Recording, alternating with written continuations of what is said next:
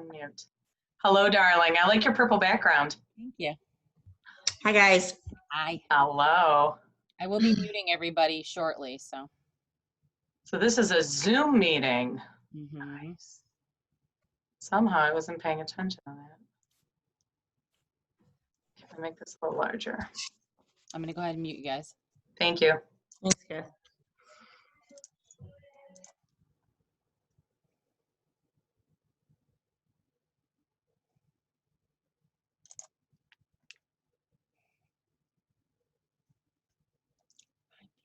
Where's the rest of them? Oh, there we go.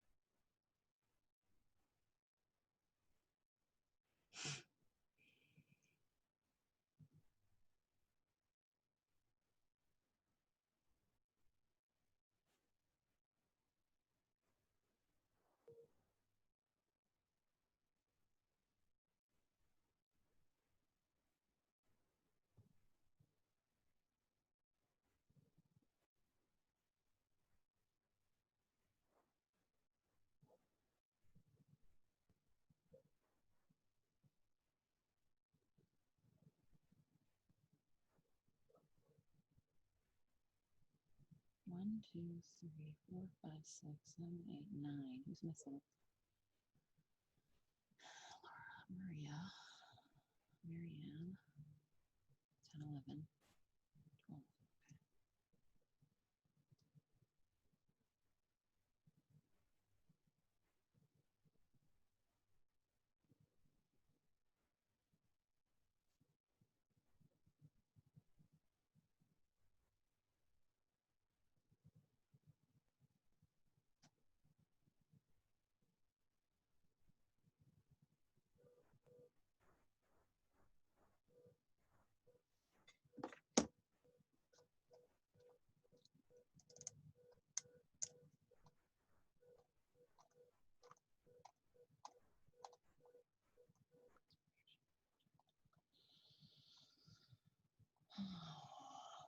That's nice. She can come in. No, that's not.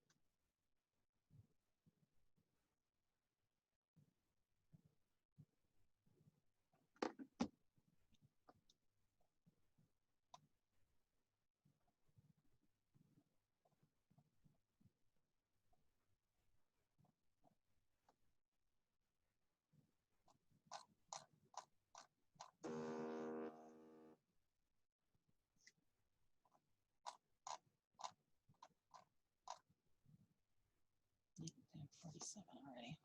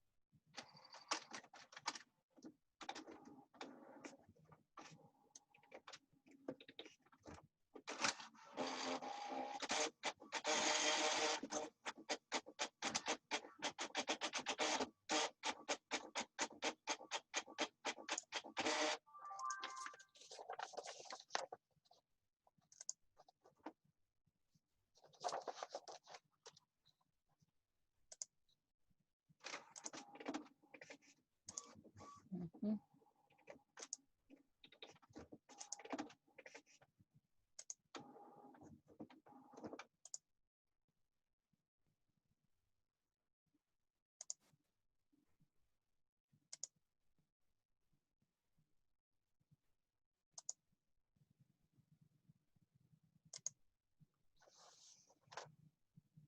All right, it's 6 o'clock, so we're going to get started.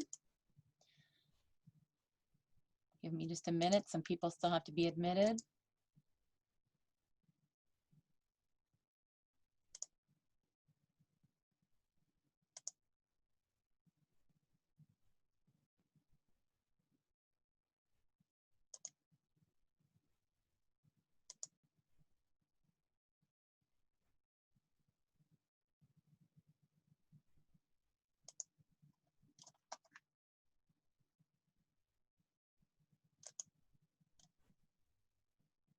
They're still coming in. Hang tight.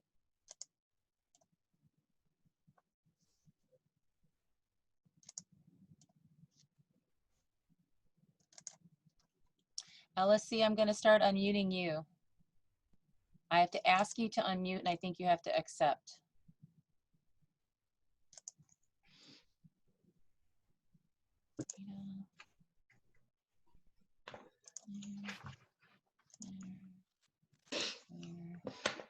All right, who am I missing? Mr. Brishaber.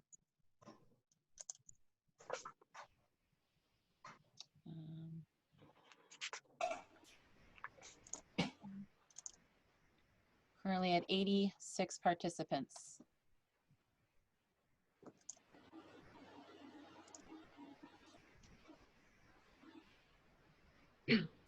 Goran, are you staying unmuted on purpose? Okay, I'm unmuting you. You have to accept it. Check two, test. Yep. Come in. Thank you. Goran, I got Laura, got Maria, Mr. G. Where is Marianne? Okay, I think this is in. I'm still adding more.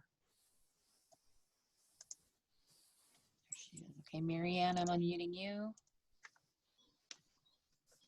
I think I got Chrissy. Yes, I got Chrissy. I think Chad is here somewhere.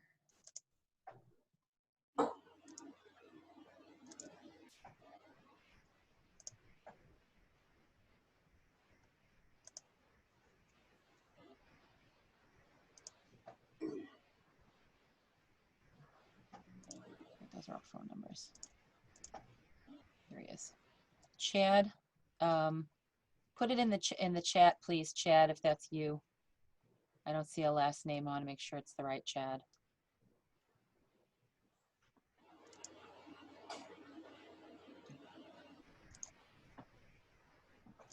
All right, you are unmuting or available to unmute yourself. Who are we missing from the LSC? We got Anita, I think, is on here, right? Yep. And you're unmuted. 1, 2, 3, 4, 5, 6, 7, 8. Who am I missing? Chris, Monica is not on. Marianne or Mary Kay is not coming.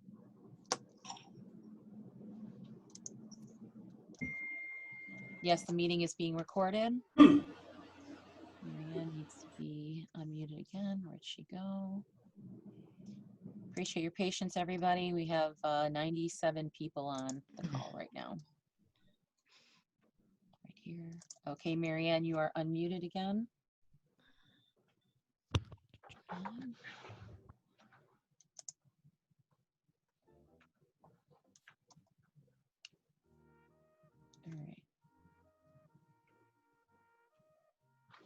right. Only the LSC is being unmuted, nobody else at this point.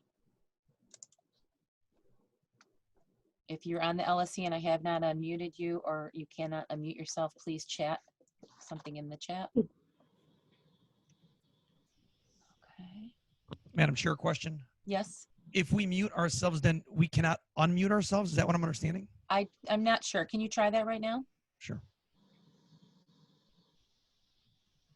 Okay. So let me see if I can. Yeah, I'm gonna have to make you. I'm gonna have to unmute you every time if you mute yourself. Okay. And Jenny, I'm gonna unmute you.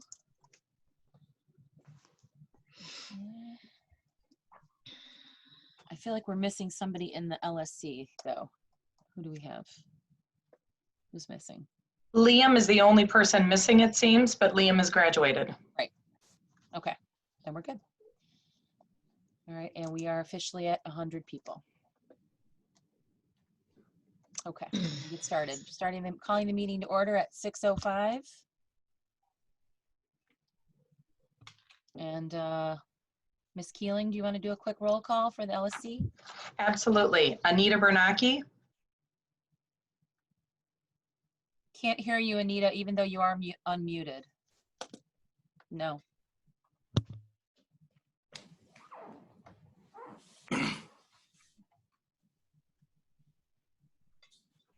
Okay.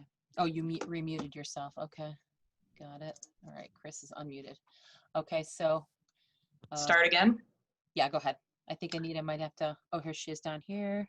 All right. I unmuted you, Anita. Okay. Anita Bernacki, Nope. Can't hear you. I saw her. Does that count? Yeah, it counts, but I just want to Okay. make sure she can. There she is. I can There hear she you is. now. You just have to speak up, I think. Okay. Okay. Goran Davidovec, Present. Chrissy Estrada, Here. Kathy Fern, Here. Chad Nishibayashi, Here. Marianne Villasenor, Here. Chris Raguso, Here. Laura Keeling, and I am here. Maria McDorman, Here. Mark Gershaber, Oh, he might be muted. He's Hold on. muted. Where is he? I unmuted him, I thought. Oh, here we go. Okay, Mark, try unmuting yourself now. Okay, there we go. and we have Mary Kay Cobb and Monica Moore are missing. Madam Chairperson, we have a quorum.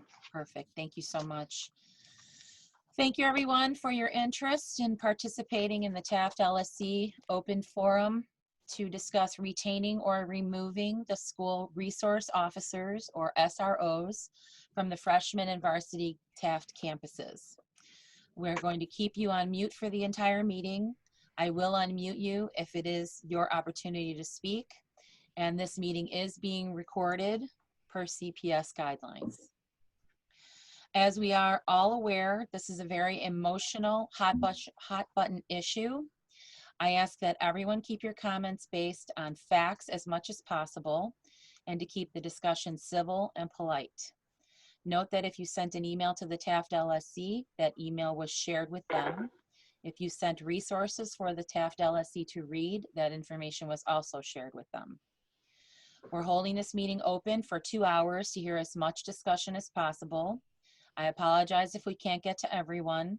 Hopefully a speaker that shares your opinion will get to speak.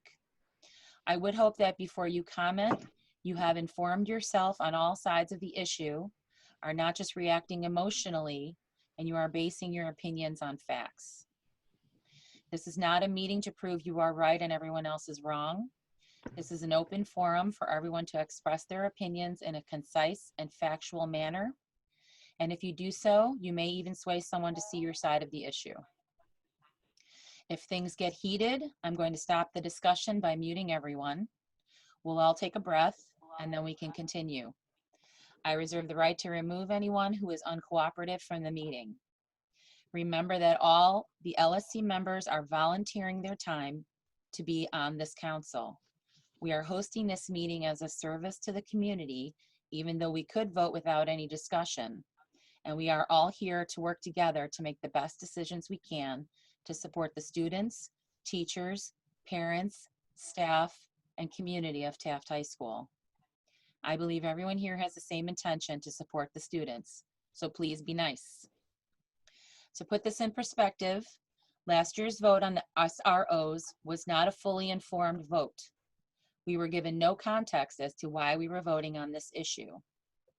Also, I would like to point out that the LSC does not have as much power as some of you may think we do. Our main tasks are to approve budgetary items and choose and evaluate the principal. Just my personal opinion, but I feel that CPS is passing the buck on this inflammatory issue to the LSCs. For example, if we really had power, we would have been able to vote out Aramark from their citywide contract years ago. We have tons of experience with that issue, and we've heard about their deficiencies weekly. Just saying. So this is a vote on whether Taft should keep the currently assigned Taft officers, 2 per campus, not whether CPS should keep their current contract with CPD. Our vote is just a drop in the bucket. If you feel extremely passionate about this issue, please follow up with CPS. Take note that CPS will be holding their own citywide vote on the CPD contract later in August, and that decision can change whatever we decide. For example, if we decide to keep the SROs and CPS ends their contract, we will no longer have SROs. Also note that if we vote one way today and decide in a few months that we'd like to revisit the topic and vote again, we can also do that. And if the Taft LSC votes to remove the SROs, it does not mean we dislike the police. If we vote to keep the SROs, it does not mean we believe that police officers in schools can't have a negative effect on students. This is a very complicated issue with many factors to consider, and we are all doing our best. I'd also like to point out that any money that is saved by removing the SROs from the schools is not guaranteed to go toward hiring more counselors, nurses, librarians, all things that I think we can all agree are desperately needed. If you'd like to speak during the public participation portion of the meeting, please put your name and representation, for example, you are a teacher, a parent, a community member, in the chat box, and we will call on you in the order it is logged. You can also put your comments there even if you do not wish to be called upon. All comments will be limited to 2 minutes with a 10-second bell warning, and I will just cut you off at 2 minutes because we have a lot of people that are going to want to speak. The LSC may or may not comment on your comments. It doesn't mean we agree or disagree, and all comments will be saved. As an aside, I hope we get as much engagement regarding whether kids should physically be in the classroom in the fall. The LSC will not be taking a vote on this issue today. We will schedule another date before August 14th, which will be publicized and open to the public to vote. And now I'd like to pass it over to Jenny Greenblatt to present survey results that were taken from the students, parents, and teachers, 3 separate surveys. I'll go ahead and share my screen. 1 second.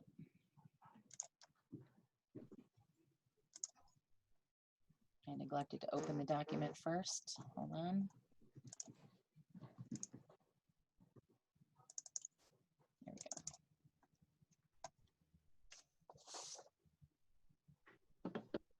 Okay. It's been a while since I've used PowerPoint. I want to do slideshow. There we go. Okay, let me share my screen. This one. Okay. Can everybody see my screen? Yep. Yes. All right. All right. Thanks, Kathy.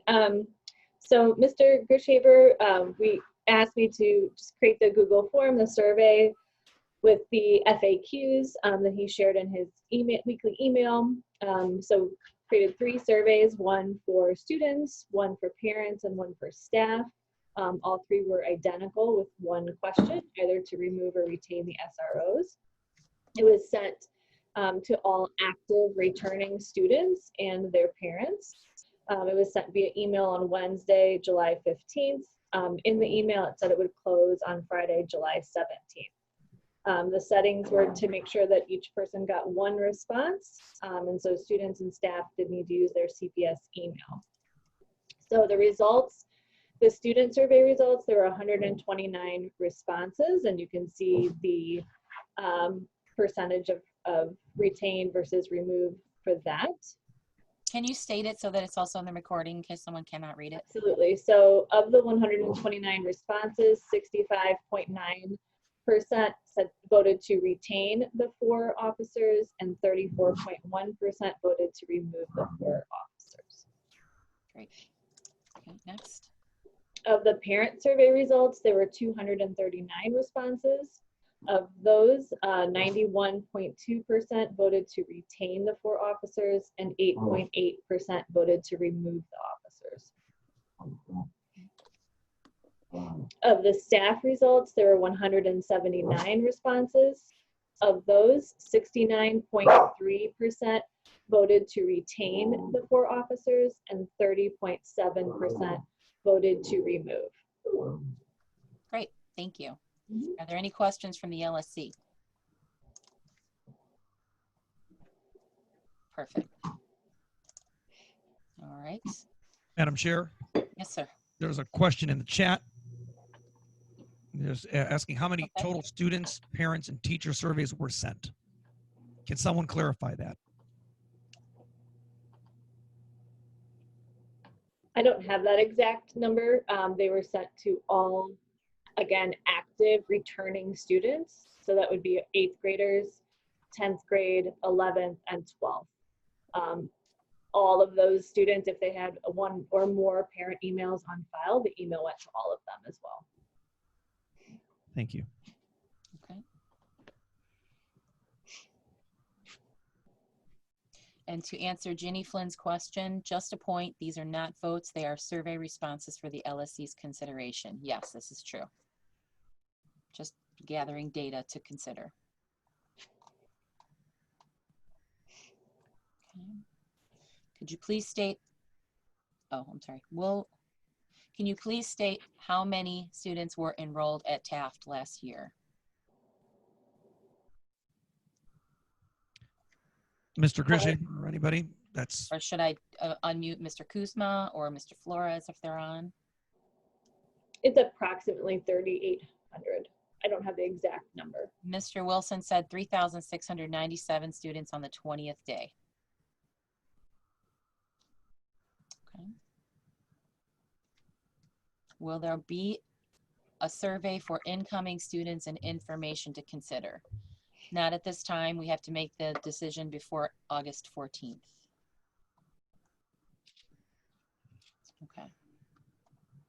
All right, I'd like to go ahead and open it up to the LSC if anybody has anything they'd like to add to the discussion at this point. If not, we will go ahead and start taking questions. Madam Chairperson, do we need to do the approval of the agenda? You are correct. I'm so sorry. That is okay. Make a motion to approve the agenda as it's presented to us today. Okay. Ms. Second. Estrada. Who seconded? Me, Who's me? Chris. Mr. Russo? Okay, the great. resurrection. All those in favor? Aye. Aye. Any opposed? Any abstaining? Okay, agenda's approved. Thank you. Thank you, Ms. Keeling. Okay, if there's no more questions from the LSC, then we will go ahead and move on to the public participation portion.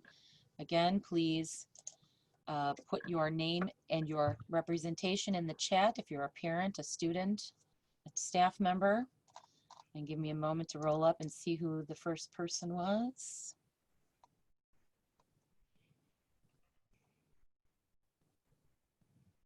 Okay, the first person we will hear from is Tri Ho, a community member. I think you also emailed us. I believe you are an alumni of Taft. Let me unmute you. Okay, you're unmuted. My name is Tree Ho, by the way. Tree, I'm so sorry. You're fine. You are a graduate? Yes, I'm a recent graduate, class of 2020. Okay, congratulations. Where are you going to school? Yale Great. University of Nepal. Thank you. Okay, go ahead. Okay, I'm gonna copy and paste like some of the links in the chat right here so that you all can refer to when I'm like giving my 2-minute spiel. Okay, Well, so if it's, hold on, if it's something you already shared with us, the LSC already got it. okay, but those are just like preference, so you can like refer to when I'm giving my 2-minute Okay. spiel. All right, All go. right. So hi everyone, my name is Tree. I'm here as an alumni of Taft High School, class of 2020, and a community member of Norwood Park to advocate for the removal of the school resource officer, as known as SRO, at William Howard Taft High School, class of 2020 and class of 2021 academic year and beyond. Moreover, I am not only speaking for myself today, but I'm also speaking on behalf of 629 students, educators, alumnus, and community members who have signed the change.org petition that I have created in full support of the removal of the SRO at Taft as of 6 p.m. today. And Great. first and foremost, I just want to make it clear that my advocacy for the removal has nothing to do with the character of the school resource officer, but it is for the emotional, physical, and spiritual well-being of BIPOC students. And BIPOC stand for Black, Indigenous, and people of color. And so I'm just gonna get right into the nitty-gritty. So according to the Civil Rights Data Collection, 25% of disabled Black students, 3.3% of Black students, and 3.9% of disabled Hispanic Black students were arrested specifically at Taft in 2015, despite the fact that Black students only make up 2.2% of the student population. This number in hindsight might not highlight the extreme impact and biases toward Black students, but when you dig deeper into the data collection, the overall percentage of all students who were arrested at Taft in 2015 was 0.5%, in which Black students disproportionately make up a quarter of that percentage. And to put in simpler terms for future outlook, 1 in 4 Black students with disability will get arrested during the academic career at Taft if SRO are to retain in school. And these encounters with the police in school are not isolated events in the student's life. Instead, these disproportionately administered disciplinary actions in constituting one step closer to the school to prison pipeline. I encourage you to read the 34 pages of CPS alumni testimonials that outline the countless examples of sexual harassment, unchecked use of force, and racial profiling of SROs. And I found the survey was not the representative of the student whole population, where only 120 self-selecting students could have given their feedbacks. And yes, like I know what's on everyone's mind. How are we going to stay protected? I'm so sorry. I did have to mute you. Your 2 minutes are up. I have to keep within a schedule. So thank you so much for your comments. Is there any follow-up questions from the LSC? I just want to say thank you for your letter to us. Very informative, and I see you put a lot of effort into this, and thank you. Really, you've put a lot of effort in your letter, and it's appreciated on our end. And I did take the opportunity to look it over and read it, and I think most of the links that you sent. Thank you. Great. Yes, thank you so very much, Tree. It was wonderful to receive your email. It really was. Thank you. Okay, we'll move on to Kirsten Roberts, who is a parent. I just need to find you on this screen here. Give me a second. Ms. Fern, Madam Chair, Yes. one last question. Yes. On that change.org petition that has 616 people signed, how many of those people can you attribute to Taft High School directly? I'm gonna unmute Tree. Right. So this seems to be a very general survey. I'd like just to know, can you gather data knowing that these are people from either within our boundaries, or is this just a general change.org petition? Yeah, so initially I shared this on my Instagram account, which most students follow.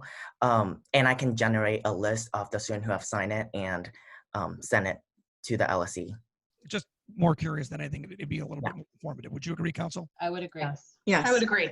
Yes. Thank you. Thank you. That's all, Madam Chair. Next, we're going to go to Kirsten Roberts. There you are right there. Kathy, real quick, Yes. is there a way that maybe Mr. G can summarize quickly what are the duties of the SROs? Somebody's, I think, asking in your comments over here too. Okay. I actually have a document about that. One second.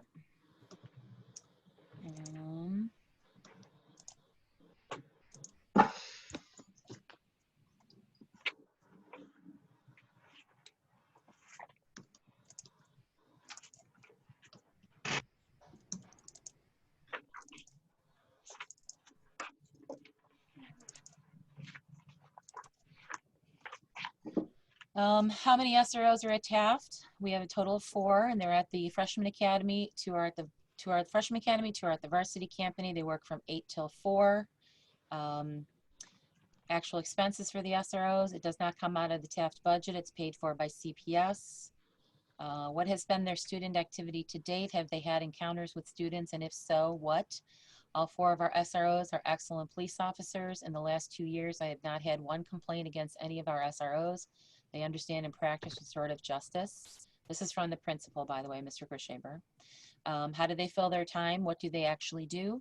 Our SROs occasionally patrol outside our building during the school day. They walk around our campus during the day, building relationships and rapport with our student body. After school, they help us at potential hotspots like the gas station or Norwood Park. And then this is from the actual CPS guidelines of what is a school resource officer.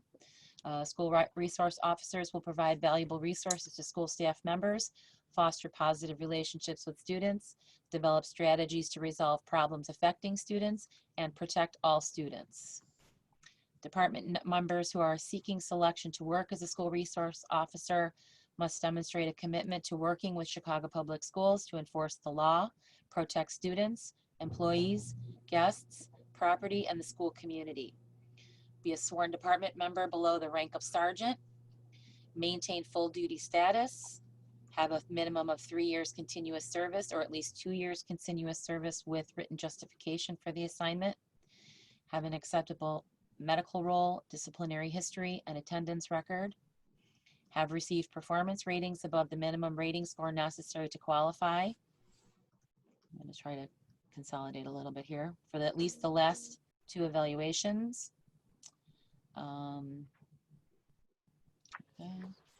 Training is previous experience working with youth in a learning environment, such as coaching a youth league or a youth group leader. Current district level field experience, including demonstrating a working knowledge of department directives, juvenile law, Chicago Public Schools Student Code of Conduct Manual, quality report writing skills, effective communication, bilingual,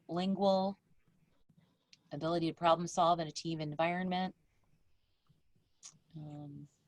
and then department members, ability to work safely, effectively, and build positive relationships with students, parents, guardians, and school personnel.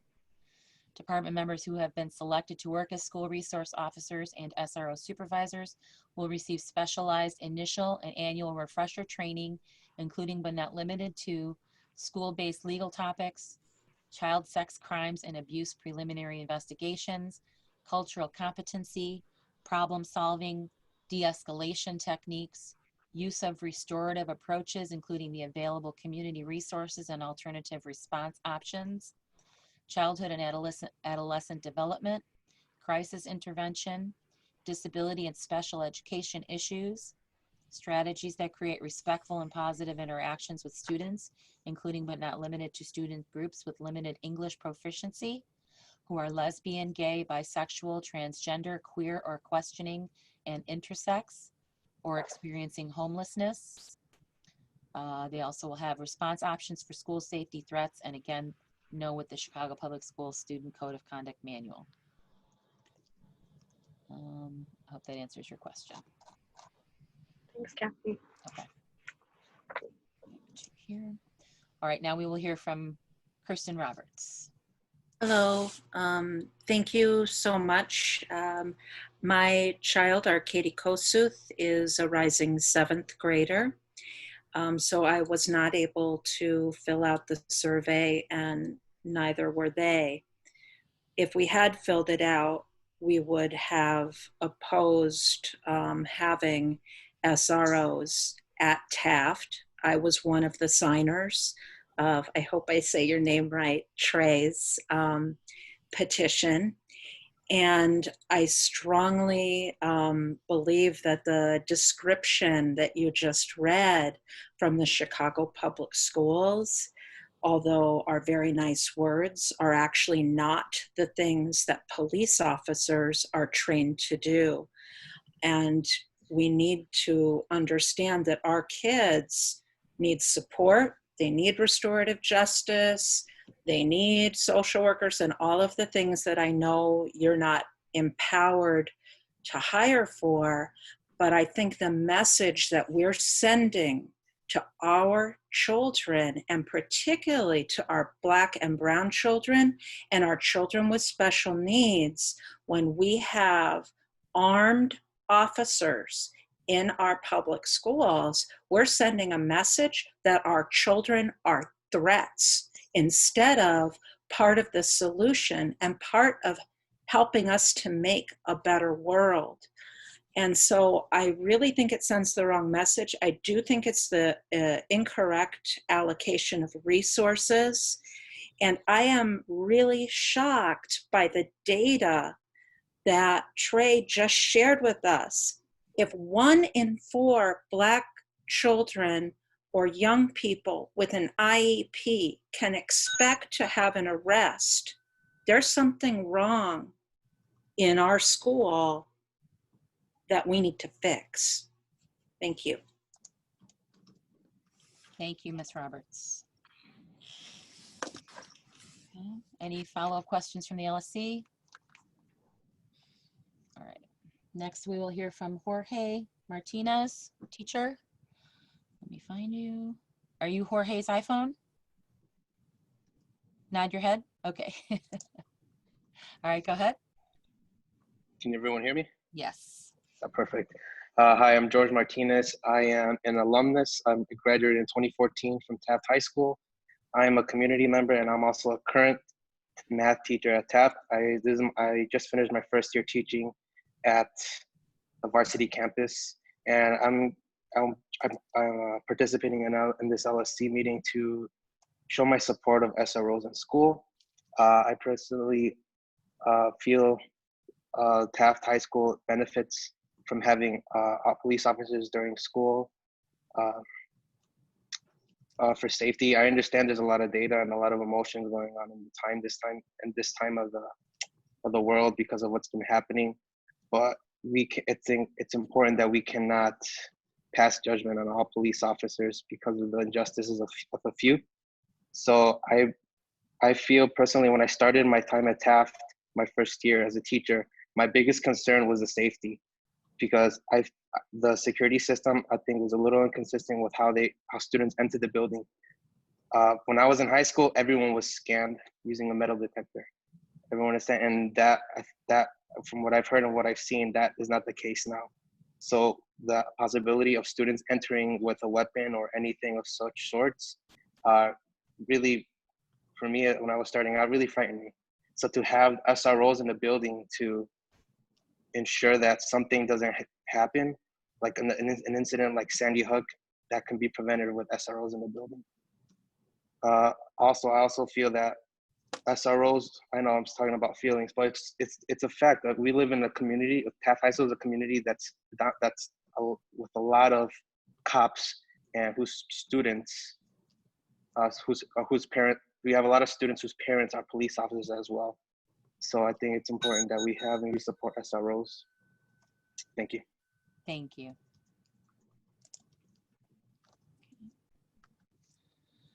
All right, next we will hear from Cody Dominic. Okay, you're unmuted. Hello, so my name is Cody Dominic and I'm a graduate of the Taft IB class of 2018. I'm currently a junior in engineering physics. with a minor in mathematics at the University of Illinois in Champaign-Urbana. I'm a community organizer, and I have been. I organized I organized one of the actions that occurred my senior year of high school, actually, here at Taft High School, where we protested against violence in the wake of the Parkland school shooting.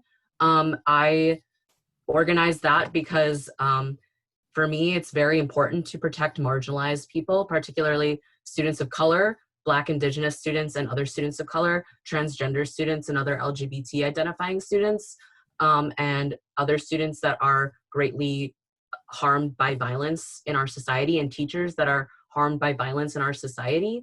And when we are looking for people to be protected, we can't ask it's been clear we can't ask the police to do that anymore. These communities have, after decades of police attacking these communities have lost their trust with the police. There's no trust between the police and these marginalized communities. And if we want to do our role to protect students and teachers, in particular these students and teachers, we can't have SRO officers in school.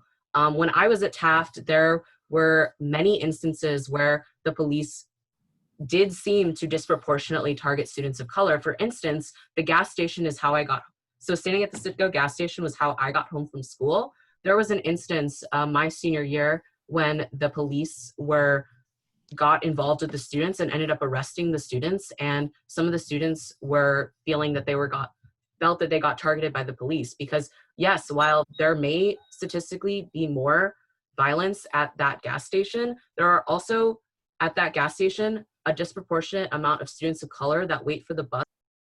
Sorry, Cody, your time was up. Thank you so much. I do have a question in the chat. Does removing SROs mean there are no security guards? No. There are only 2 police officers at each campus. There's a multitude of security officers, I believe. LSC, correct me if I'm wrong, 14 at each campus? Something along those lines? Maybe I can mute Mr. G, if you can. Are you asking how many we have at each campus? Yeah. Okay, Mr. Groshaber, you can unmute yourself. This turn, I believe we have 14 altogether. 14 altogether, okay. And are they divided evenly, or is there more at one or the other? No, Kat, what's the exact number on each one? Let me find Kat, hold on. She says 5 There's 9 at the at the academy. Yeah, and 5 at the freshman academy. 9 at varsity. 9 at varsity, 5 at freshman academy. Okay. All right. Now we are going to we did Cody. Gary Wager, who is a parent. Let me find you right here. Okay, you're unmuted. Go ahead. Yes. Thank you very much. I'm both a parent of an incoming freshman and also a former detective, Chicago Police Department retired. I've handled numerous cases with CPS that if it wasn't for SROs, people could have been hurt much more serious than they were. These crimes ranged from a theft of 80 computers at a high school, a 44 Magnum being removed at Whitney Young, numerous violent crimes to both students on students as well as batteries to teachers. Again, none of these cases, many of them had been minimized as far as both damage and violence done by the presence of the SROs. Additionally, in some cases, it's mentioned in some of these comments that could the police be called. Sure, they could be called, but again, with an SRO there, he can neutralize the situation oftentimes before it escalates to something worse. Additionally, the SROs know the students involved. They know how to get a response on one student or the other. A police officer arriving on the scene has no idea the players involved. So again, we speak of restorative justice. It can't happen really if he doesn't know the players involved. In regard to the data in regards to one out of four, I believe it was Black students as far as with IEPs arrested for some crime or the other at Taft, without knowing what those are, it's sort of meaningless data, okay? Additionally, with looking at a so-called marginalized group, you don't look at it as far as statistics with only the population. What are the population's numbers in regard to crime? Again, I could elaborate, but if you're going to throw out numbers like that, let's see exactly what the situation was, not how somebody felt or. I'm sorry, I had to mute you. Your two minutes are up. Thank you so much. Okay. And I won't keep asking. If anyone in the LSC has follow-up questions, just please speak up. Okay. Next, we will hear from, again, if you would like to make a comment, please put your name in the chat with the representation of where you are from, student, teacher, community, staff. Dan Pan is next. Let me find you.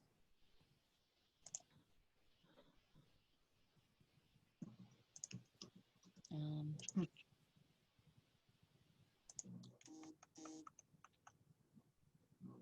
do not see you. Are you still on?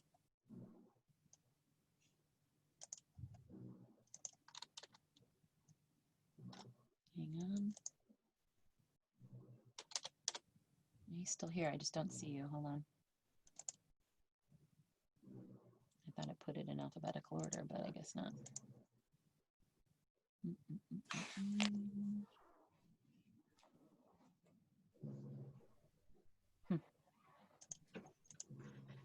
Sorry.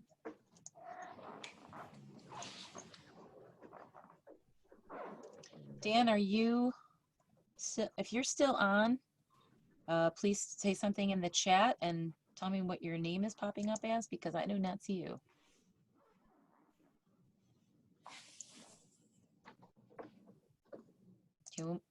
I'm on, okay. I'm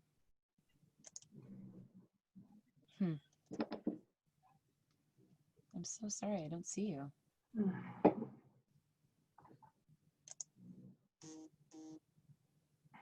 Kathy, he has a picture on his, it's like a little girl in a snowsuit. She's cute. Okay. If that helps. Oh, there he is. Okay, thank you. That's very helpful. All right, Dan, you're on. Hello. Hi. I'm the father of an incoming student, and I just wanted to say that I know we get a lot of news. We see a lot of news about a lot of bad things that happen, and it's not just police. But I want to say that a police officer is a person, and just like any person, there are good people and there are bad people. There are people that make good choices and bad choices. It seems to me that a few people that have made some bad choices have come to somehow represent an entire department or an entire city or an entire government, and that just isn't the case. I would say ask your teacher, someone you trust, how police officers have dealt with their children in situations. I know for a fact that officers are often the outcry witness in cases of abuse and deal with some things in a very unique position. And what is not gauged, what is not tracked, is the influence they have to help people that are going in the wrong direction go in the right direction. There are no studies on that. There are no news stories on that. There are no GoFundMe pages on that. But I promise you that those officers exist and they are in abundance. That's all I got. Thank you very much. Where did you go? You must have went to the front. There you are. Okay. Thank you. All right. All right, just so everybody's aware, this meeting is limited to 100 participants because of the Zoom software that we're using that was recommended by CPS. They also recommended we could use a Google Meets, which also has a 100-person limit. So as people are dropping out, and I'm admitting them back in, so as soon as we hit 100, then you can't wait. But right now it's at 98, and I'm just trying to get everybody in there and do a bunch of things at once. So okay. That was Dan. Next, we will hear from, I want to say your name right, Layan Nazal. And let me unmute you. And I believe you are also running for student rep for the LSC in September. So welcome. Yes. Hi, my name is Leanne. I'm an Uprising Junior. I work with SAC for CPS. So I just wanted to talk about, this is not about individual police officers. This is about systematic racism to start off with. And I want to give you a few. I want to give you a few statistics. There's actually no evidence showing that expanding law enforcement by adding SROs actually results in safer schools. That's from the Justice Policy Institute, NPR, New America, and a June 2013 Congressional Research Service that was done. In Parkland and in Columbine, there were SROs officers, nearby police officers, that still did not intervene when the school shooting was happening, and that's because they didn't have to. And most statistics show that SROs in schools actually, with massive school shootings, end up not intervening for the most part, because school shootings end up happening this way. Normally, the person ends up getting killed, they neutralize the situation, or the school shooter ends up killing himself. So this is not about individual police officers. This is about Black, Indigenous, and people of color always being marginalized by police system. This system was not built for people like me, for people like us. And it's not about the police officers that are good or bad. It's not about the police officers, period. It's about the systematic racism and oppression that Black students face. And like Tree stated before, 1 in 4 Black students end up going to prison later on. And how is that fair? Just because it doesn't affect ourselves, why is it that we can't watch out for other people? And I just want to give you other stats. This is also, it's a really bad idea to keep SROs in school because it's a school to prison pipeline. Like, again, like Tree explained earlier, you're criminalizing teenage behavior, and then this results in interaction with the police and themselves. Thank you, Leanne. May I ask a question? Yes. I'm just curious. We're talking about all these large topics, and I've read and I've read and I've read, being on the LSC, and I appreciate everything that everyone is saying. A lot of the statistics come from, CPS is huge. What happens at Taft doesn't happen at other schools. What happens at other schools doesn't happen at Taft. Leanne, I'm curious, systematic racism. Have you seen anything from our SRO officers that Taft specifically has had a massive issue, let's just say last year or since you've been at Taft? I'm curious. No, but it shouldn't just be about Taft. It shouldn't just be about Taft. That's the issue. It's a bigger problem that you, by doing this, are solely solving. It's not just about Taft. It shouldn't be just about Taft. Thank you so very much. I really appreciate that. Thank you. Thank you. Okay. Next, we'll hear from Brian Wilson, teacher at Taft. Okay. Oh, wait. There you go. Okay, thank you. I am a teacher about 8, 9, 10 years in at Taft, currently teaching drama at the Freshman Academy. Prior to that, I was at the varsity campus for a number of years teaching English and then drama, and often both. I'm also a parent of a rising 7th grader, just as a couple of other entering students.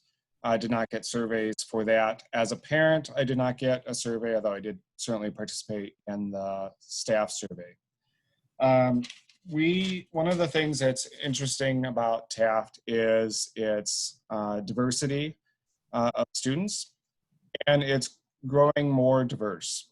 We take a look at the schools that were added as feeder schools with the opening of the Freshman Academy, Bridge, Canty, and Deaver.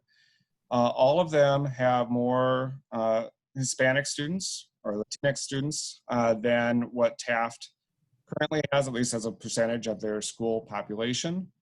And as well as Smyser, that's partial attendance boundary with ours. So we can expect that as our population continues to grow, a lot more of the new students that are joining us are part of, more students that are becoming part of the student body who are representing underrepresented groups, non-white students, if you will. And it's important that we are making sure that we are keeping a welcoming environment. It is clear, the data shows 95% of all students affected by arrests have been people of color. So we need to really look at that. Thanks. Thank you. Okay. Next, we will hear from Prasad Kumar, a parent. Let me find you.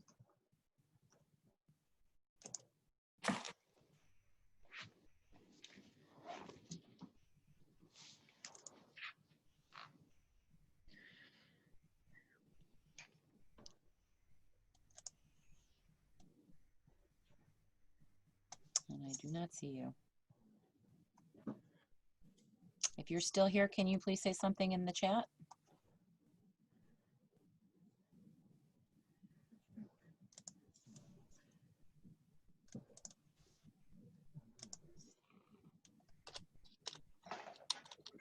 Looks like he's gone. Okay. Next, we will hear from Bridget Doherty. Doherty Trebbing. I'm sorry, I always mess up your name. Let me find you. I know you're in the front here somewhere. There you are. Okay. Doherty Trebbing. Okay, there you go. Hi, my name is Bridget Doherty Trebbing. I'm an art teacher at Taft High School, and I've been at Taft High School now for 20 years. So, I see in this call actually a lot of faces of students, former students, parents of my students. So I feel like I do know our school community very well, and I can speak with some facts. So the facts that I can tell you about being a teacher at Taft High School is I have never had an experience as a teacher at Taft where I needed to call for support from a police officer.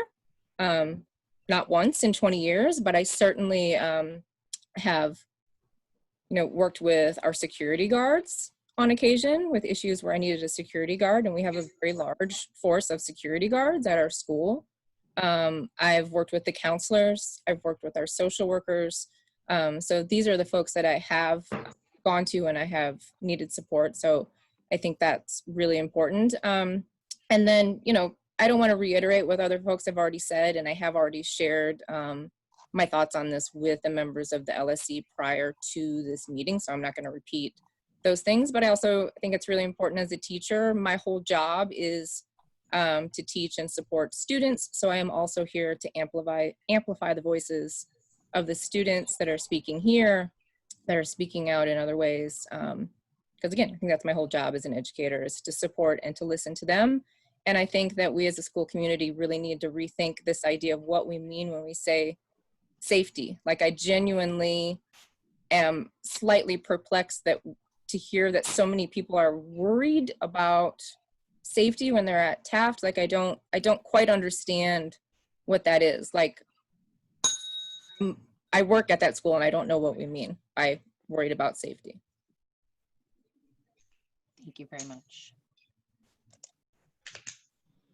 Madam Chair. Yes, sir.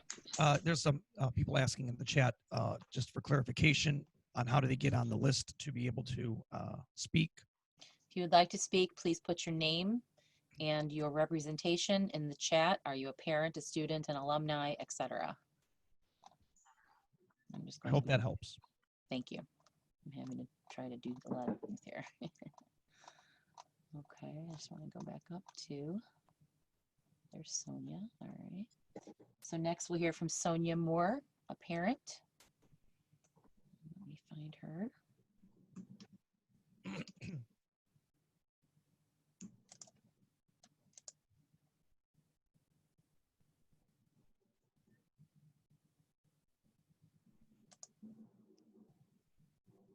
Sonia, are you just Sonia? I'll just unmute you. Sonia? Hi, can you hear me? Yes, are you the right person? Yes, Oh, yes. great. Sonia Moore, I'm a parent of an incoming freshman. Okay. And I basically joined this meeting to kind of understand what's going on. I don't have any facts. And I know that's what you asked for at the very beginning. So I'm not really going to give my personal opinion because I want to stay in line with the agenda and what is being requested. But it's interesting, and I see both viewpoints, and they're very strong points. So good argument on both parts. But like I said, I don't have any facts, so I'm just kind of leave it at that, and I appreciate the opportunity to speak. Thank you. Thank you. Okay. Next, we'll hear from Allison Taylor, a freshman academy teacher. Let me find you.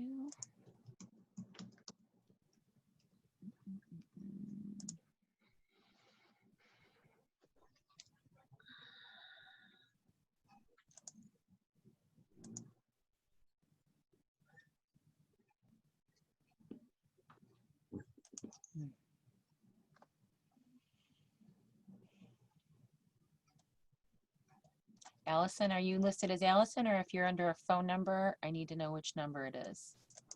I do not see you. Are you Allie?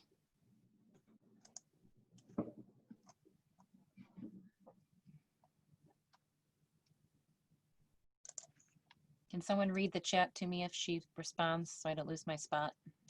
She's listed as Allie, A-L-L-I. It is Allie. Okay, thank you. There you are. Okay, you're unmuted. Hi, thanks so much. So my name is Allison Taylor. I've been a teacher at Taft for 10 years. I don't want to repeat, a lot of things that have already been said. I do want to thank a lot of the students, especially, for speaking out. Again, I think that some of the data that's already been shared is important to consider.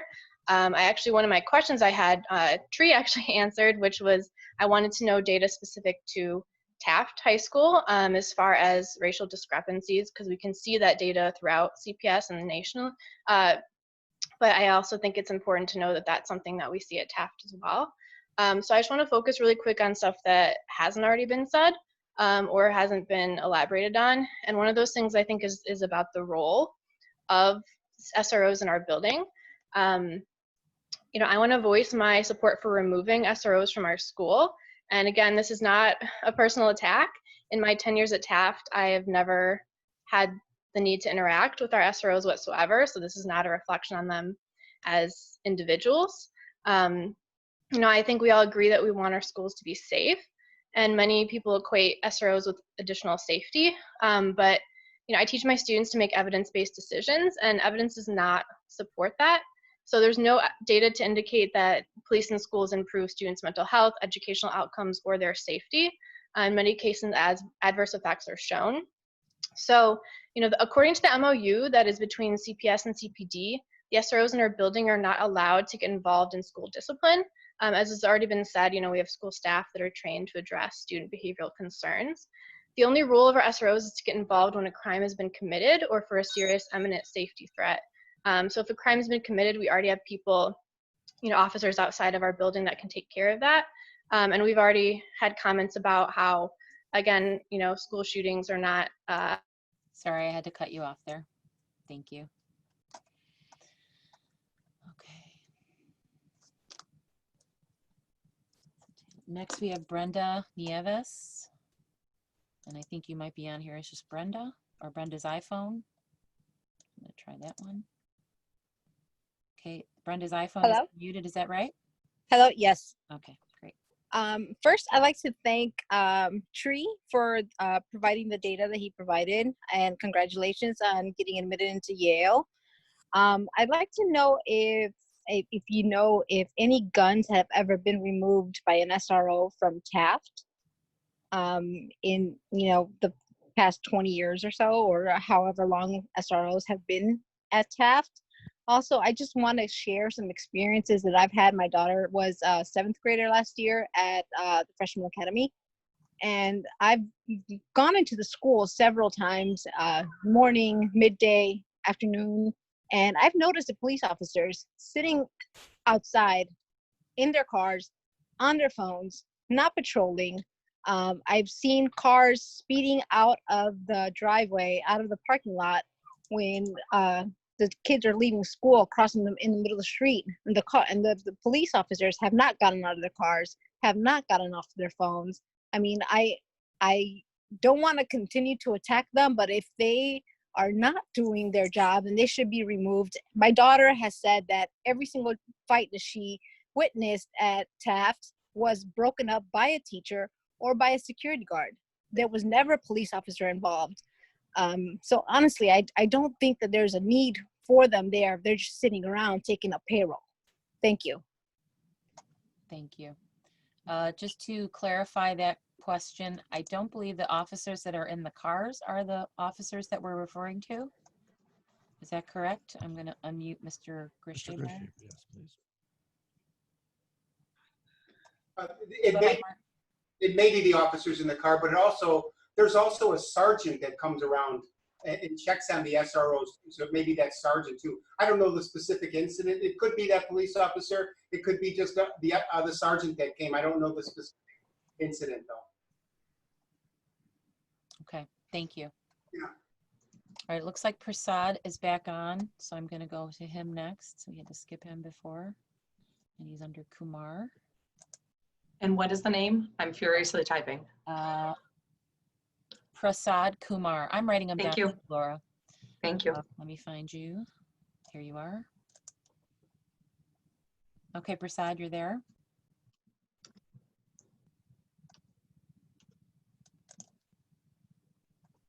Hello, there you go. Yeah, can you hear me? Yes, thank you. Yeah, hi. Thanks for giving me the opportunity to speak here. Like the other parent that spoke earlier, I'm collecting the data and the facts, and I'm going to take a closer look at the data before I make a decision one way or the other. But as a parent of a freshman student that's joining Taft, I am very interested in knowing more about the security arrangements at the Taft.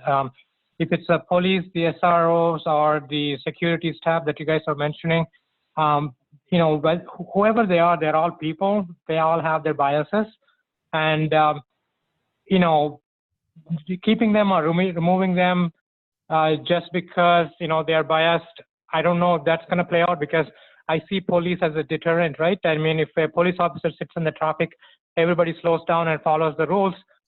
Same way at a school, if there's a cop car sitting there, it kind of gives me assurance that, you know, teachers and parents and students feel a little safer. I understand the other aspect of it, the Black Lives Matter and other things that are happening in the city, and I'm very sensitive to that. But at the same time, not having a police officer at the school could encourage some other miscreants, you know, some other people to kind of do something that they normally wouldn't dare doing. And that kind of raises the problem of, you know, safety concerns and issues for students and parents and teachers. So I generally lean towards the safety and the precautionary aspects of policing, but I certainly will make up my mind after looking at the facts later. Thank you for the time. Thank you very much. Kathy, I have a question. Yes.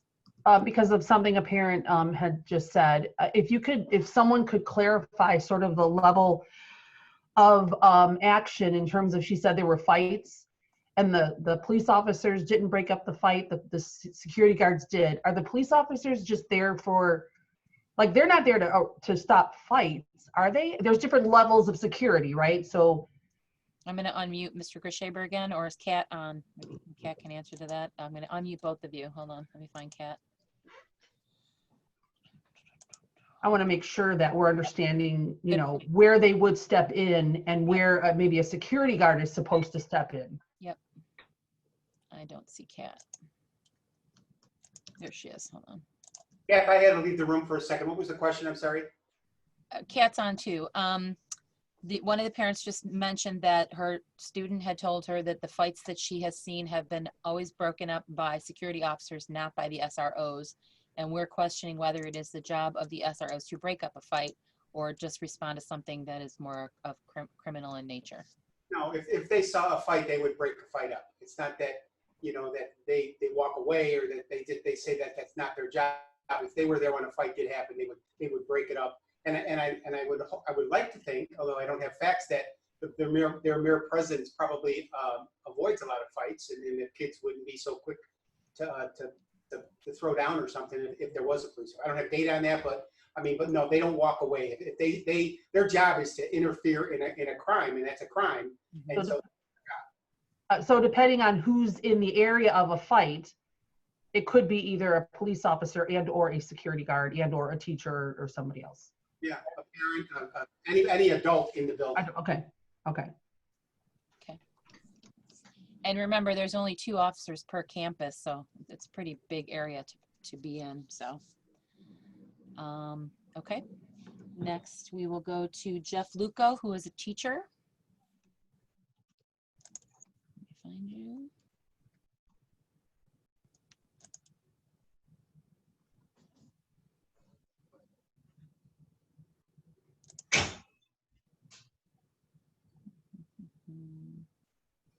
There you are. Okay, Mr. Luco, you are unmuted. Hi, thanks. My name is Jeff Luco. Sorry, I was riding an exercise bike while listening. I've been at Taft for 8 years. I'll try to make this quick. Really, I think there is a lot of emotion in the issue. I get emotional thinking about it. Very emotional. You're really bad breaking up. We can't get what you're saying.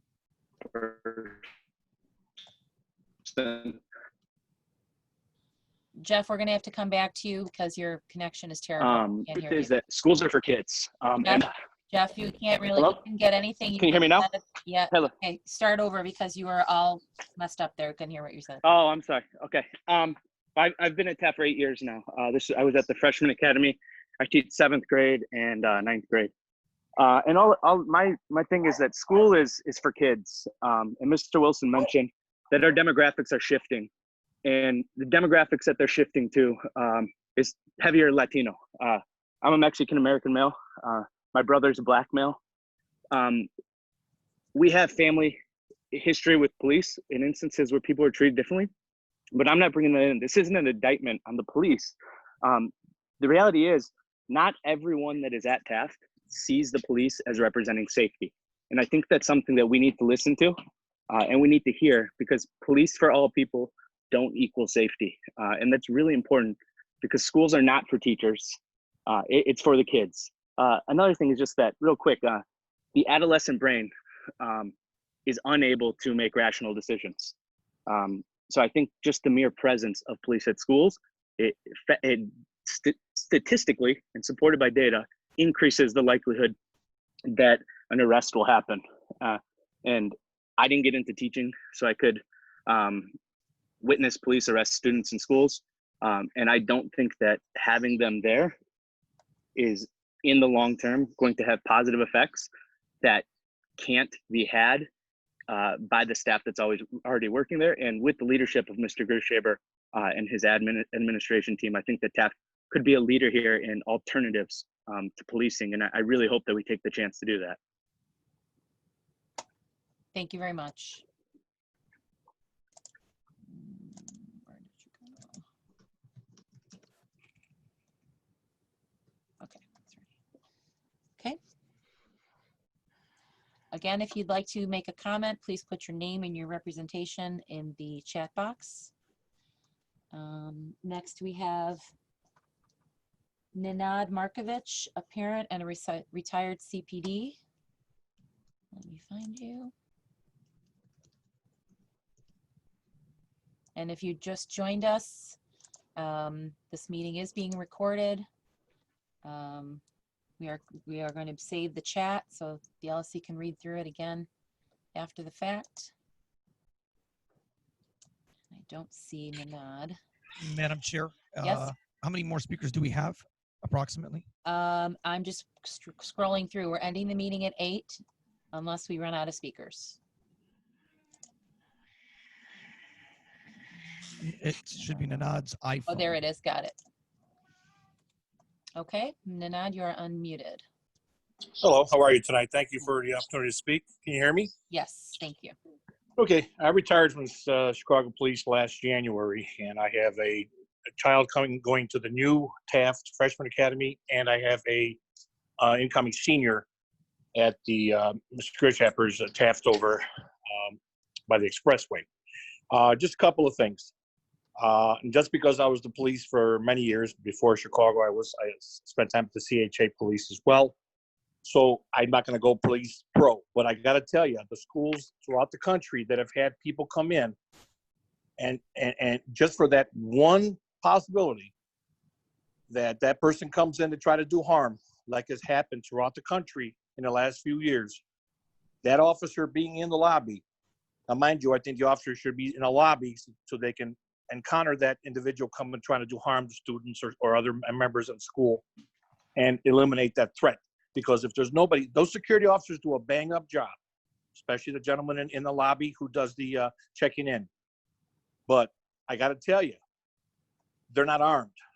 If that armed offender comes into that for that one time, anybody who has a student at that school should think about that. And the LSC should think really when they vote for this, because just that one time, nobody thought that was going to happen elsewhere. And in fact, a school like Taft, which is more like a suburban school, because let's face it, it doesn't usually have the problems like the teachers say, and have said in the last few minutes I've been listening to, that they have in other schools. But I tell you what, the kids on the south and west sides that I've seen and I've worked in the area are much more tougher and less apt for a problem to occur with somebody coming in trying to hurt them than coming into a school like Taft, where you got, like Mr. Grasshopper even said once, he likened it much to like a suburban school.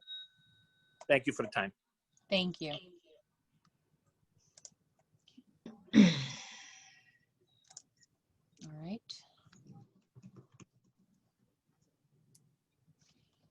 Okay, next we have Gwen Ashworth.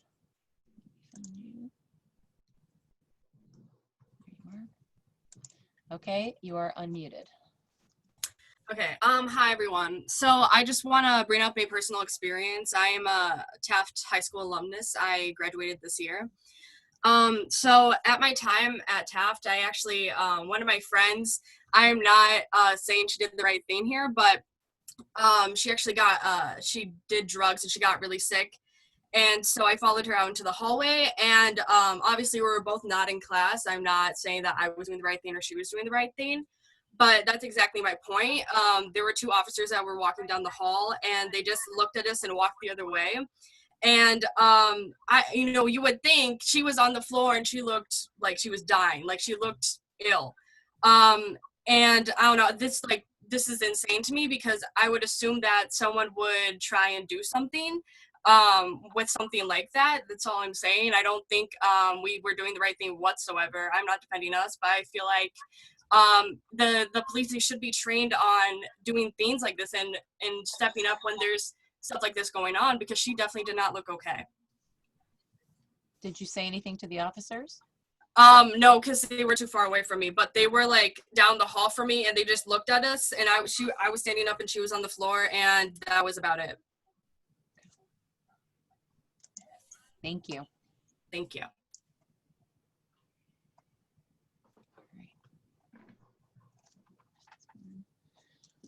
I do not see any more. Hang on, this is 6 more messages. Let's see if I have any more here.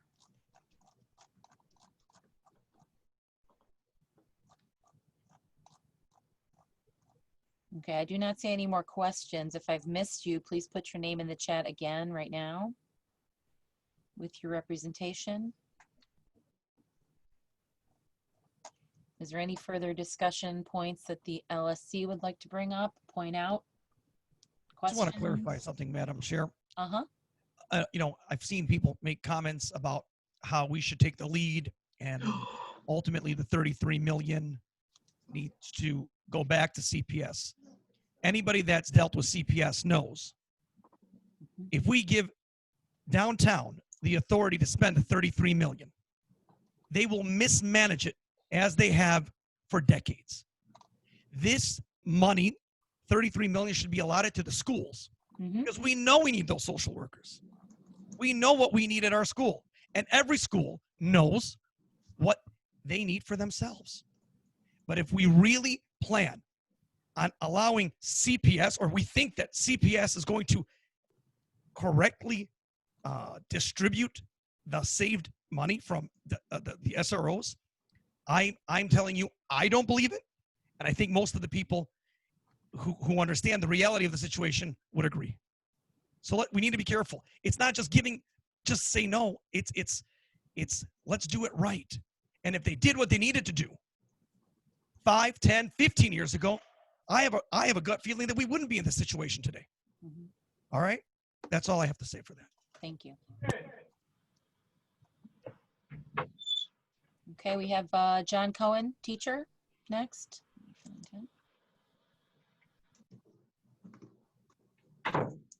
There you are. Missed you. Okay, Mr. Cohen, you are unmuted. Oh, maybe not. There you go. Hello? Okay. Yep, gotcha. Hi, I'm John Cohen. I'm a teacher at Taft. I appreciate all of the back and forth this evening. I just want to talk briefly about the survey that was sent out. And just to say that obviously this issue got dumped on us, in the middle of summer. So there was no good time for this survey to happen. But the middle of summer is not a good time for to be giving out a survey to students. Students generally don't check their emails very much during the summer, not their CPS emails at least. So I would ask that we have a resurvey of the students and the parents once we come back, however this vote goes, and that we do revisit this issue throughout the school year. I personally, I have nothing against any of the police officers that I've interacted with at Taft or anywhere else in CPS. I've had no bad interactions with them, but on a larger sociological scale, and having looked at the data and the information that people like Tree and Leanne have put in front of me, I think that a larger sociological point can be made if we as a community take a stand and say that we can find a way, a better way of dealing with disciplinary issues in the school than by criminalizing our students and contributing to the school to prison pipeline. I think that there's another better way. And I think that given especially that we are privileged to be in a community where we don't have some of the issues that other schools have, that makes us a wonderful, wonderful, wonderful laboratory to experiment with a new way. So I think that's just something that I'd like to see us explore. And I'll leave it at that. Thank you, everybody, for everything that's been said. Thank you.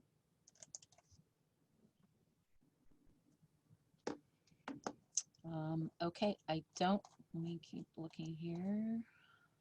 Don't believe there's anyone else asking to speak. If you're still wanting to speak, please put your name in the chat.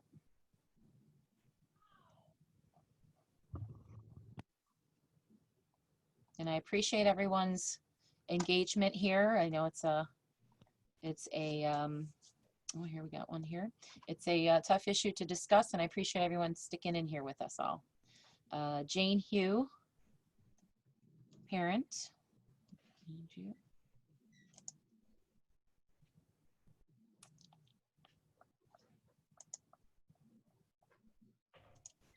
There you are. Okay, Jane, you're unmuted. Yes, hi, can you hear me? Yes. Yeah, I posted a comment earlier on, and I have listened to sides of the opinions, and I am pretty much, I don't have a strong opinion either way, but as I said, we have to look at both sides. I looked at Kristen's data, which is very interesting that for the Taft SRO, what have dealt with complaints versus the salary in a way that's very useful information too, because what we think about, like a lot of people talk about defunding police, but what we really try to achieve here, I mean, one of the comment earlier on, they said if there's an incident of some people walked in the school with a weapon, and that one incident, that police being there, the presence may deter that, or may do good to the whole community or the school. So this is the risk versus the benefits, and also what we try to achieve. And I think the police officer, if we want to go with keeping the SRO in school, we need to look at how to train them to do a better job and to do more things what they have done in school. And if we want to look at, pulling them out of school, then we have to look at what else we could do to keep the school safer. As some teachers said, Taft has never been not safe environment, which I believe that. I have visited the school and have very good feeling about the school. So are we overusing the resources to just to do, with the SRO? That's something we have to think about. How we can, if we want to keep SRO, how we can make them most or better use of their efforts or make use of the resources. And if we don't, and what else we can do to keep the school in a better, safer mode. That's my opinion. Thank you. Thank you very much.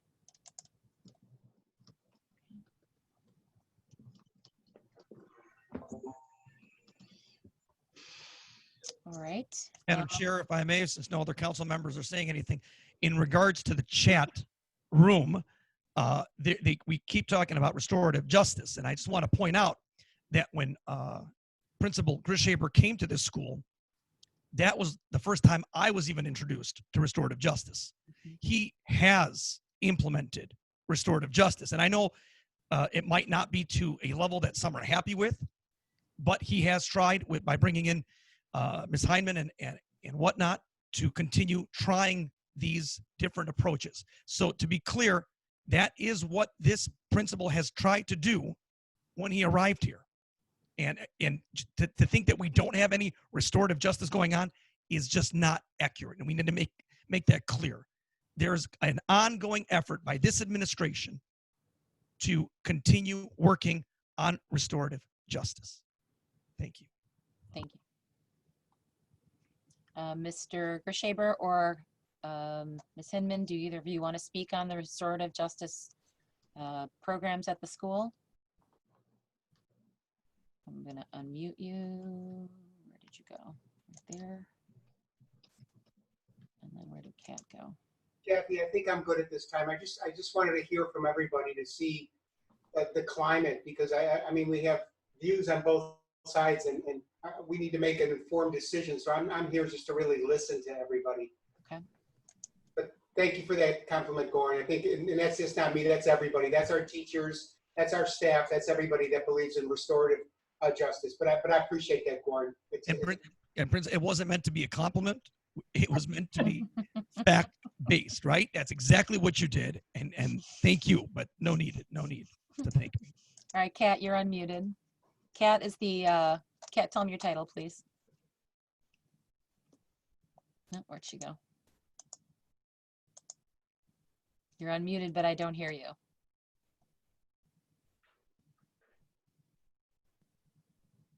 Kat? All right, while you try to get around, I have a question. Yes. Mr. Grishaber, maybe you can clarify. If the SROs were to be removed, would there be anybody in the school, maybe a security officer or an off-duty police officer acting as security, that would be armed? They're not supposed to be. You're not supposed to have any guns on the campus at all. And that includes security, is that correct? That includes security. Now, we do have one off-duty police officer. I'm not sure, he never has his gun present with him, but I'm not sure whether or not he brings it in. I'm not sure whether or not an off-duty police officer can bring a gun into a school. I thought that they could not, but I'm not sure how that law works, but I know he definitely doesn't walk around with that gun. So, yeah. I mean, that we would have, so no, we would not have a gun on campus that I would know about. Okay, Kat is unmuted. And we still can't hear her. You're unmuted, but I don't hear you, Kat. Okay. Is there anyone else who has, okay, Ali A would like to speak. Can you please put your representation in the chat? What are you, student, teacher, community?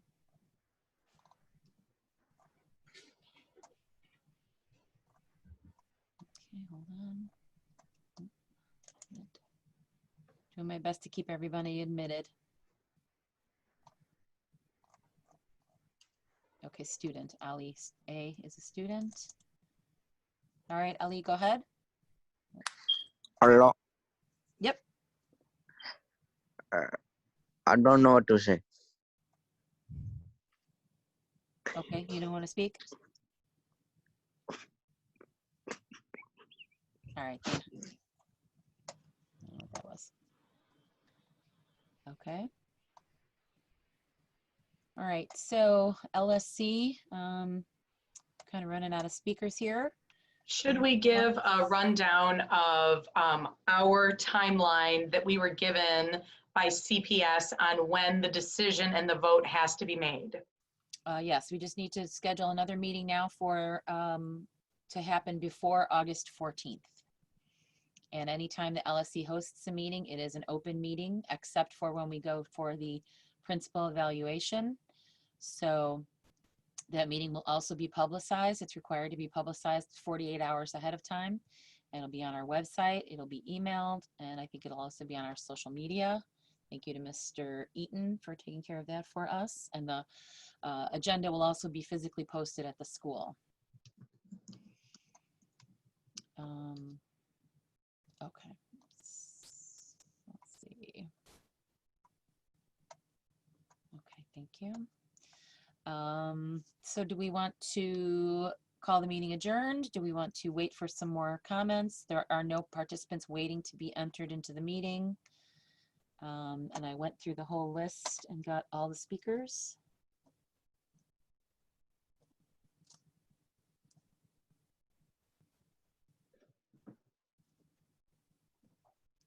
Any members of the local school council Okay. care to chime in? Or I'm going to try Kat one more time. Let's see, where'd she go? Here she is here. All right, Kat, I'm unmuting you.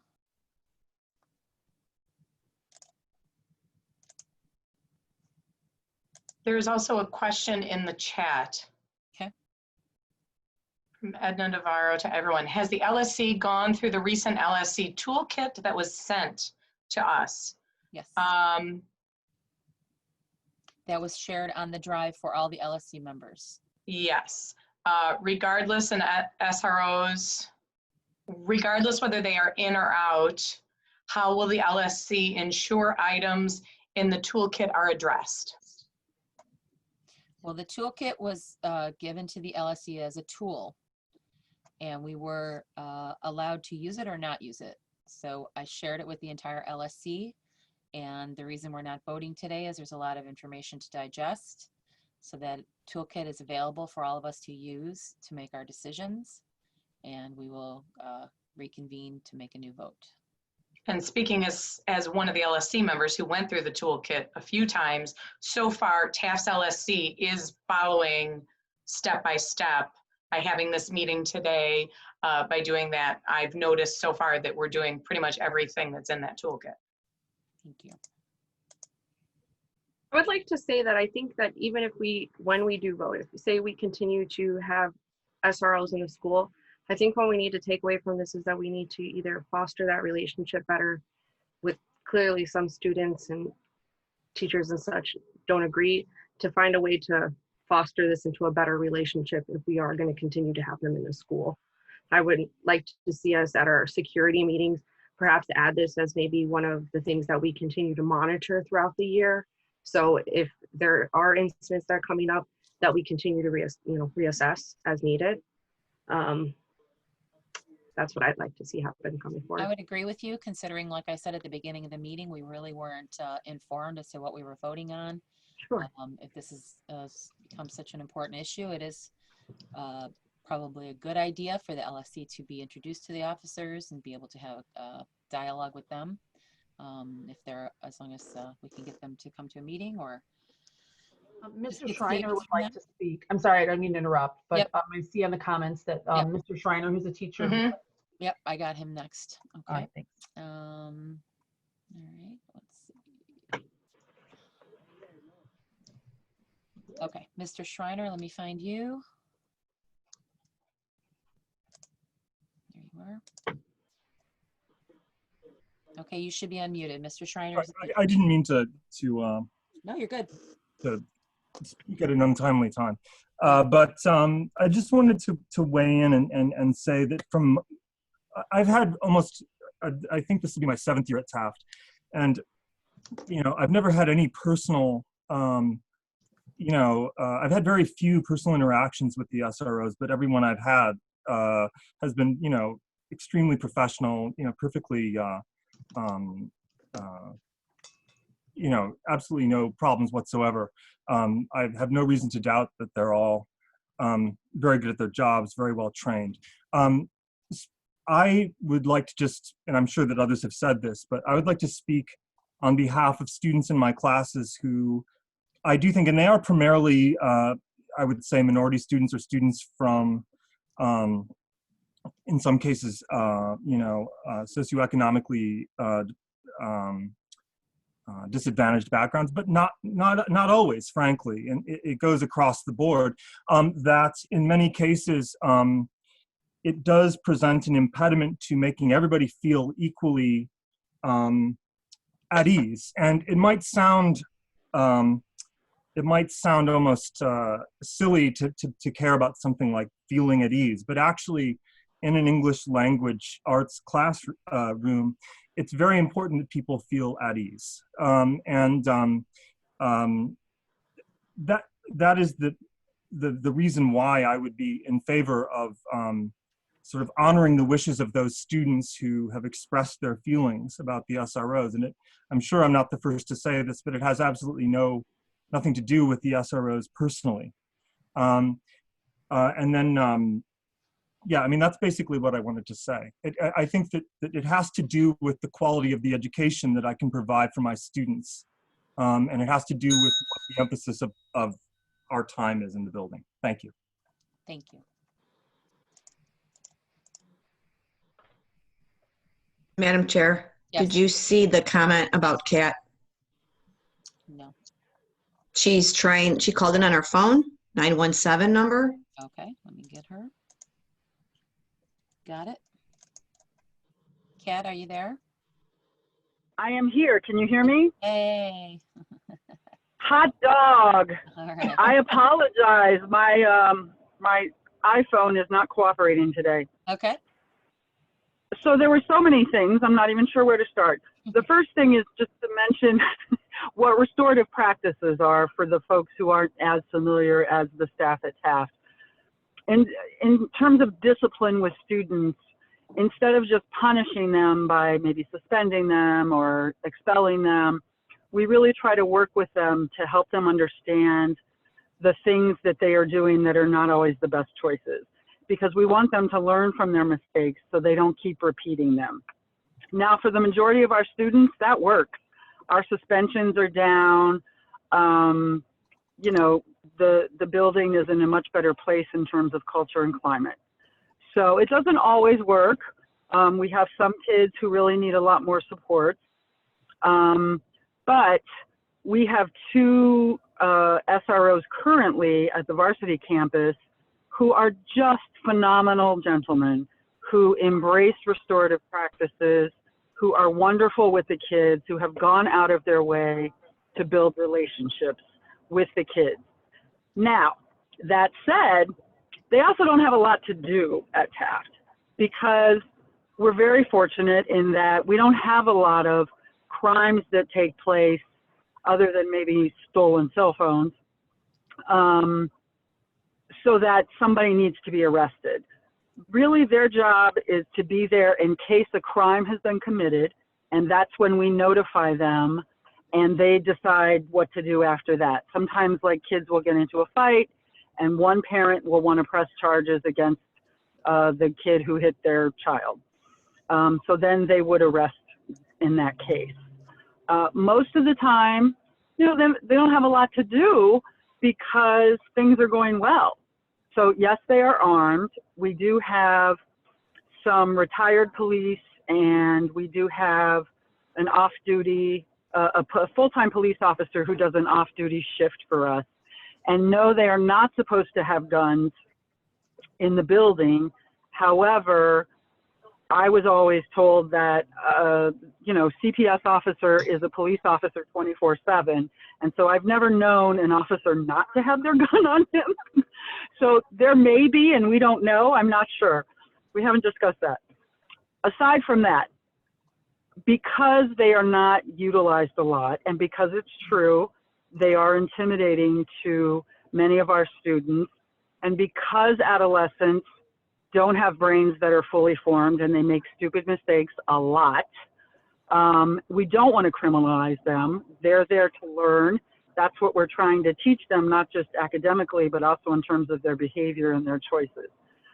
So I know that if we vote not to keep our SROs, which I think is the right way to go, because really the money could be spent better elsewhere.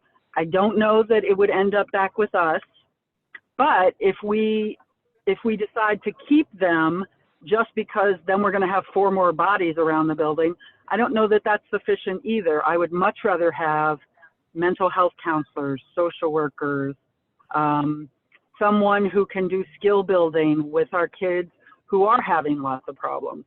Because the more we do that, the less crimes will be committed, and then we'll need CPD even less. Now I just went on and on. Does anyone have questions? That was very helpful. Thank you. Anybody from the LSC like to follow up on anything on that she just said? I understand that we're not getting the funds back, so everybody keeps comparing it to I'd rather use the funds or I'd rather have a counselor or a social worker. I think, not to speak on everybody on the LSC, I think we're all in agreement that we would love more teachers, more social workers, more nurses, everything to offer to our kids at Taft. So I think that what we need to take away from this too is that going forward, what can we do as an LSC to support the, getting us more of those additional resources, seeing how it's separate from the funds that we're getting from the SROs. Yeah, no, I hear you. I hear you. It's a big for that, Right. That's what I think. We have to take it downtown and say, look, this money could be better spent doing other things. And please refunnel the money into that. So if we vote to keep them, there's no money to even go elsewhere, right? But if we say, no, we don't really need them, then we can say, however, CPS, instead of just applying the money that you're saving to debt service, perhaps we could have another social worker, because currently at our varsity campus, we have 2,600 students and 1 social worker. Not sufficient. Yep. And I like the point that someone made that a student is much more likely to have an asthma attack than be shot. But we don't even have a full-time nurse in the building. So that says something. I think it has to be about priorities. And maybe if I were in a different community where there were a lot of violent things happening in the school, maybe I would, think differently. But Taft is a unique school with a lot of amazing kids and a few knuckleheads, and most of those knuckleheads do not need to be arrested. Well put. Well, I think one of the good things that's coming out of this, while I said at the beginning of the meeting, we're only deciding for Taft right now. That discussion has come around and people are engaging. That's fantastic. And I would again recommend that everybody on this call and anybody who wasn't here but wants to participate, get involved. And there's lots of organizations. Raise Your Hand is one. Parents for Teachers is another. That you can become part of a group and you can make your opinions known to CPS, attend their meetings, write your letters, emails. It's great that everybody wants to participate in this conversation. So we really appreciate you guys all being here. There's lots of discussion. Yes, Mr. Gershaber.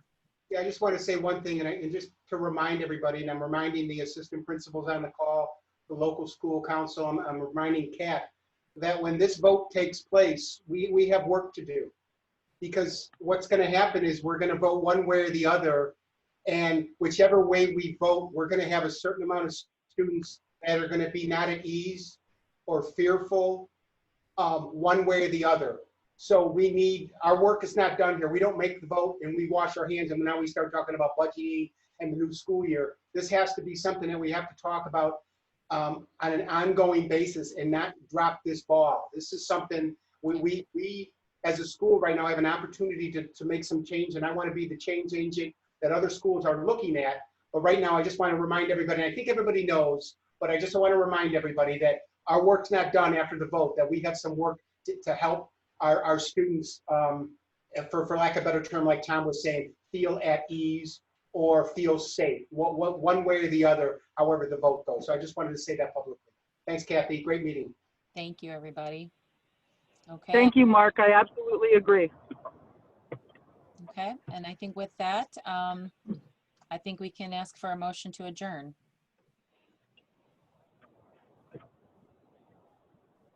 Madam Chair, question before we adjourn. Yes, sir. I think it would be, when would the vote take place? We have not decided on that date. I'm gonna poll the LSC and find out what works, and I'm gonna guess it's gonna be at least a week. I think we need some time to digest the information. If we want to reach out to anybody that spoke today, or I'm putting my email for the Taft LSC in the chat. Feel free to email that email, and we will, you know, take that information into consideration, and then we will be voting publicly. You just watch the website or your email for the announcement of the date and time. It'll also be virtual. And just to confirm, there's a question in the chat in regards to surveys. They're asking if new surveys are going to be sent out. That's not the case. Is that correct? We've already done our survey in that part. At this point, there is no plan to send out an additional survey. Like I said at the beginning of the meeting, we're having this forum right now, and we're going to vote on how we would like to proceed.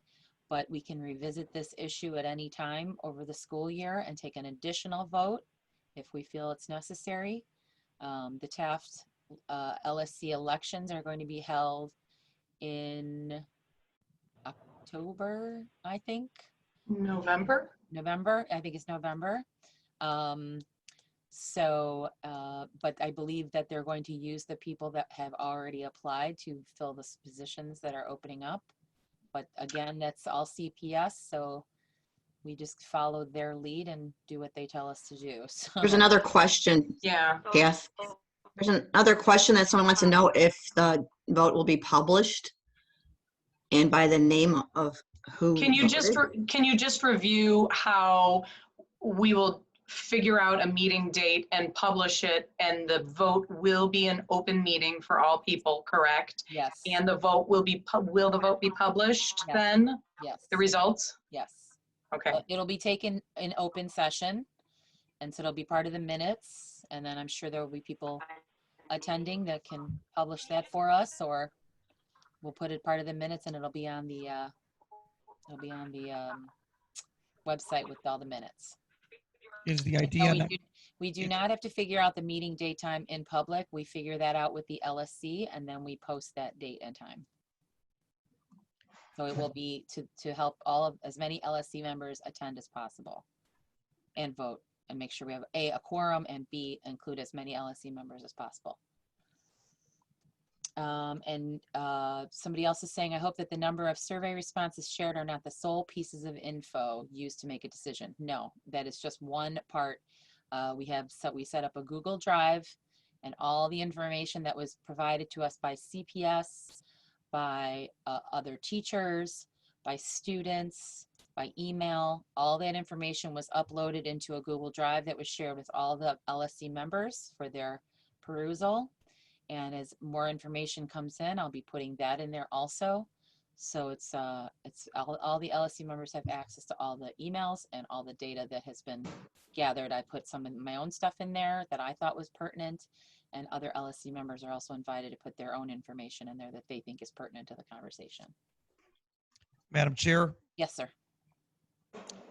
Discussion on this topic on the day of voting will not take place. Is that what you're telling me? Nope, we're just going to meet and vote. Make sure that people are aware of that. This was the Not opportunity for the discussion. Discussion on that day. Yeah. Thank you. All right. Again, the email for the Taft LSC is taftlsc@gmail.com. I'll put it in the chat again. Now my email's gonna blow up. I'm just kidding. Send your information. Kathy,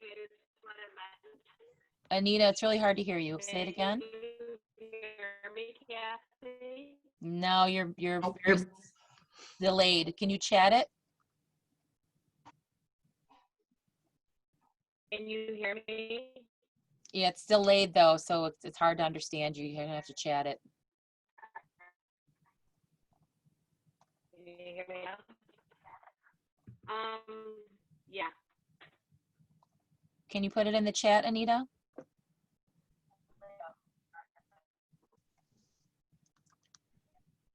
Okay, well, let me move out of my room. Hold on.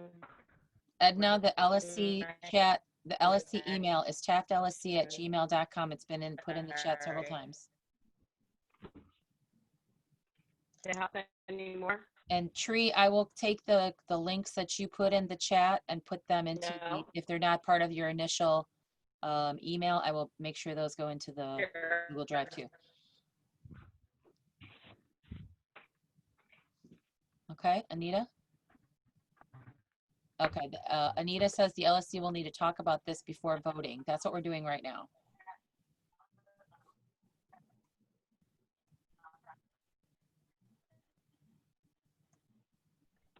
Okay, so can I get a motion to adjourn?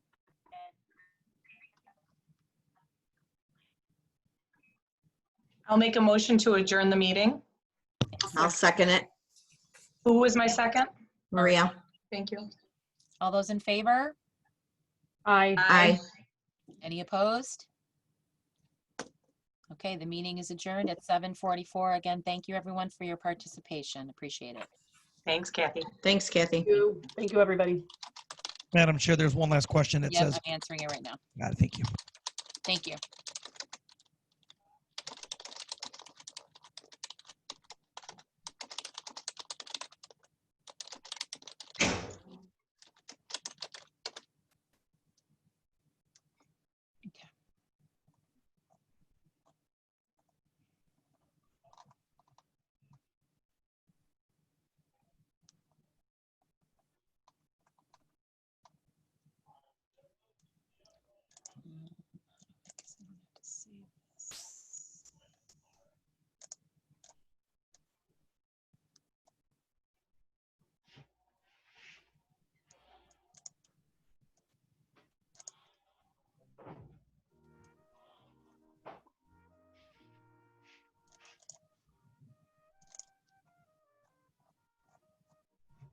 There it is. Save chat. Okay, chat has been saved. All right, thank you, everyone.